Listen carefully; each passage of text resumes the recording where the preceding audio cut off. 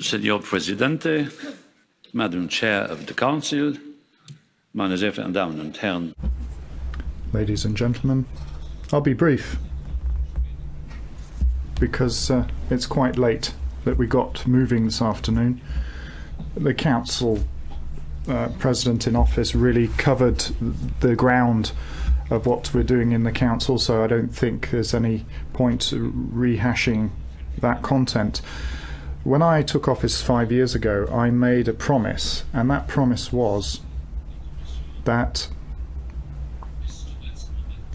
the Commission would do its utmost to the last minute in the interests of the citizens of the European Union, and I stand by that promise, and I hope that the European Council and the Council of Ministers will also do that, because both of them have given a similar, if not identical, promise, and many things that are on the agenda of the Council, indeed Parliament, need to be taken in hand. Now we have to sketch out the bases of a functional European Union for the coming years, and that means it's incumbent on us that the negotiations on the multi-annual financial framework be concluded.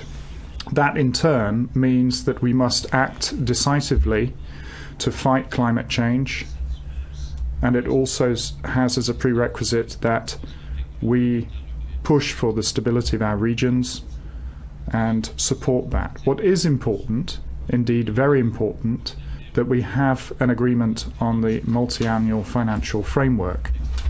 The summit next week on this point has to genuinely make essential progress, because people in Europe have to be able to rely on Europe running business properly. I'm dissatisfied because there's a great deal of fuss between the member states and the Commission, between the Commission and the Parliament, that people are murmuring that we're not up to it, that we should talk less and make more decisions, because when it comes down to it, it's important that we ensure that European researchers can carry on their projects. It's important that young people can start their Erasmus exchange years on time. It is also important that the infrastructure projects that we have planned can be brought to fruition, and hence the budgetary framework needs to be agreed on speedily. The Commission started relatively early. If memory serves, it was March, April, May of 2018 where we put forward our initial proposals on the multi-annual financial framework. And now we've had 18 months of debate without any recognisable advance. It's a shame that we spent that much time and not come to a conclusion, because if we wait until the end of this year, the start of next year, it'll be too late to make sure that everything that's been planned can actually be put in train. Let us not commit the same error that we made on the last multi-annual financial framework, where we were still working until a month before the initiation of that MFF to actually reach an agreement, which meant we lost 2 years. From 2014 to 2016, we failed to implement what we had promised. Now I say that is enough. We have to press on. It's not about us, it's not about the institutions, it's about the people in Europe. Similarly, the challenges we face in the context of the migration nexus need to be dealt with. The Commission here back in 2015 also put forward proposals back in spring. There was a qualified majority in Council that adopted them, but they haven't been implemented. I would have preferred the European Council to have looked at this in earnest and made sure that headway was made. Migration is important. The multi-annual financial framework is important as well.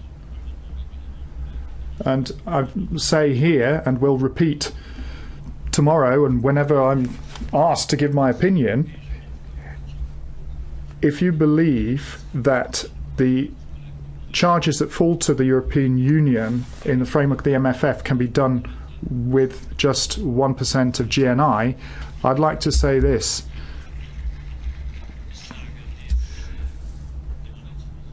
This is not enough. I'll say that to the Council Presidency. I'll say it in all chambers in French. President, it's obvious that climate change is one of the greatest challenges that face us.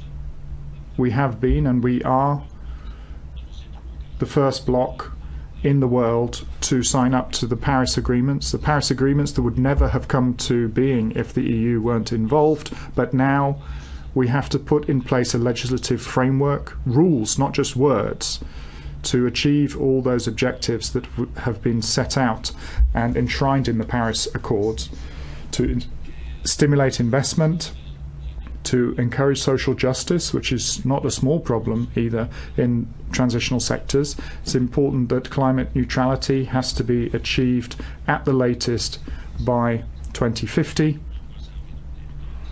It's also clear that global transition to achieve the Paris Agreement objectives has to speed up.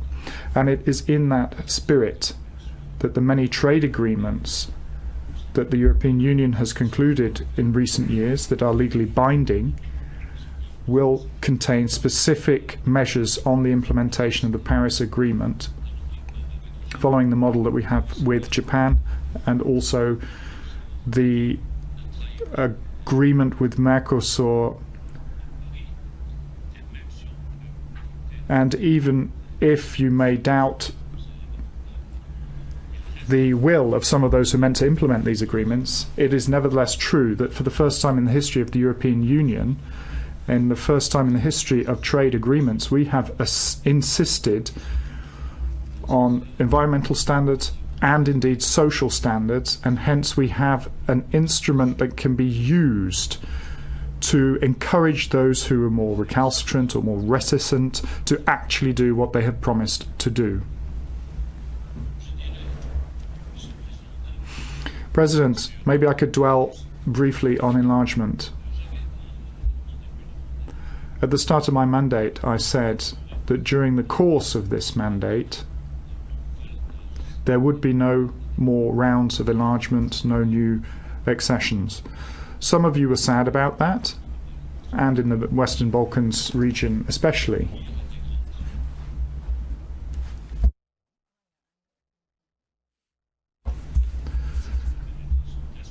If we wanted to be responsible, then we had to be honest, and I think it was obvious that we couldn't have any enlargement rounds between 2014 and 2019. But if it's right to be honest, it's also a question of being honest to those who want to join.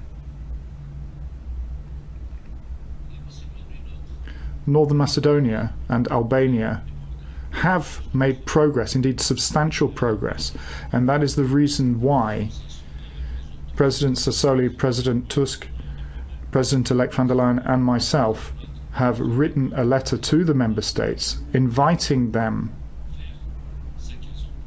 to do what they promised to the Western Balkan countries, most notably to Northern Macedonia and to Albania.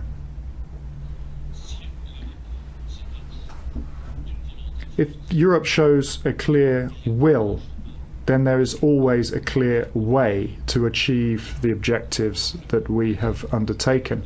One example would be the Prespa agreement between Northern Macedonia and Greece.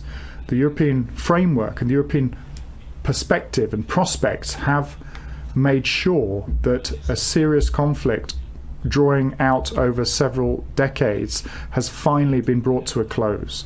And the reforms that Albania have had the courage to undertake really should encourage us to consider the possibility of opening negotiations with Albania as favourable, and indeed with Northern Macedonia as well. But enlargement is not an end unto itself. It's not sufficient to enlarge. You can't just enlarge as much as you want. More and more enlargement. No. It is also a question of deepening the European construct.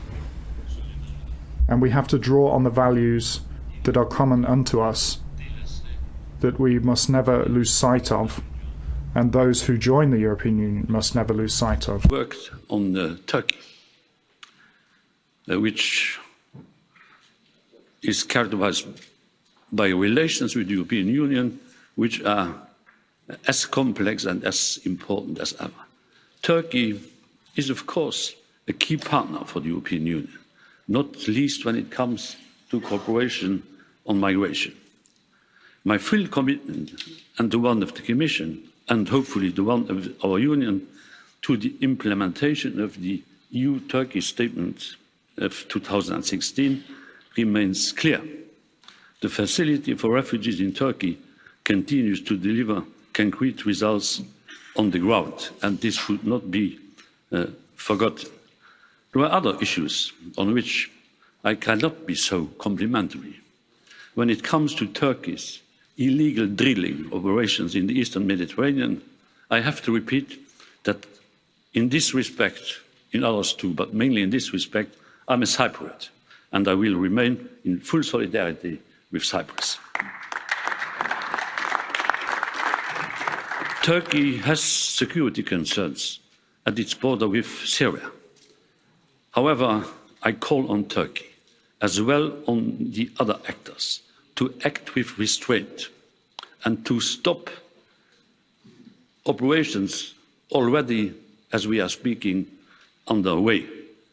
This military action is not leading to good results, and we have to bring this to the attention of our Turkish friends. And I have to say, if the Turkish plan involves the creation of a so-called safe zone, don't expect the European Union to pay for any of it. A sustainable solution to the Syrian conflict can only be reached through a genuine political transition. Presidente, dear honourable members, as the European Union moves forward, we must also deal with the departure of a member state. That was the choice of the British people, not the choice of the European Union, although we are respecting that choice. As it stands, we remain in discussion with the United Kingdom on the terms of its departure. And personally, I don't exclude a deal. We are, Michel and myself, working on a deal. And we are not accepting this blame game which started in London. We have not to be blamed. But we'll see in the next coming days how things will develop. My friend Michel Barnier will elaborate on this. I would like to repeat to the attention of our British friends that there is not only a parliament in Westminster which has to agree. There is a parliament here. Without the agreement of the European Parliament, nothing will be possible. I promised to be brief. As always, I didn't keep my promises.